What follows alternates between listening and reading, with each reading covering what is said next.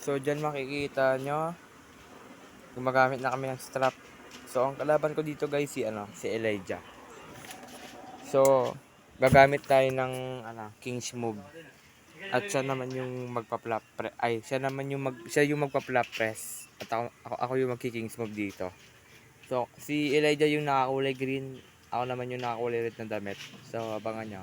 Yan, nakaano na yung strap. So ako dyan, maghanap ako ng position para makapag King's Move. So yan, ayan na. So yan, dyan na nga guys. So dito, hindi ko siya ma-King's Move. Pero ginamit ko na lang dyan is posting top roll. Posting top roll ginamit ko. Tsaka, tas nung matadaw na siya, sinolder press ko na lang siya guys. So, pero mamaya gagamitin ko yung King's Move. Ayan, din ko na gagamitin King's Move. Ayan. King's Move na gamit ko dyan. Ayan, King's Move. Ayan yung King's Move guys. Tapos si Elijah naman yung naka flap press na technique.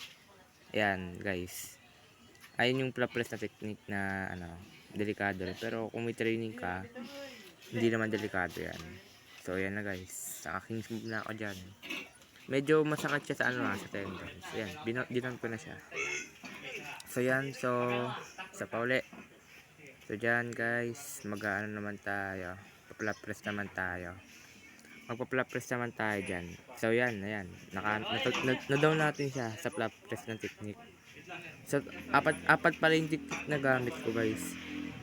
King's Move, back pressure, top roll, at saka flap press. Ayan, napag-flap press ako. Ayan, na-flap press ko siya guys. So, dyan makikita nyo na madali lang naman mag-flap press basta tama yung position nyo.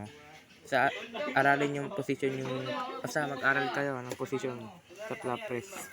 Hindi lang puro training ng flap press. Kailangan rin dyan ng timing, position. So, basta aralin nyo yung style ni Jerry o kaya ni Camille. Ay, mga flap presser talaga yan. So, yan guys. Yan, naka-down na siya. So,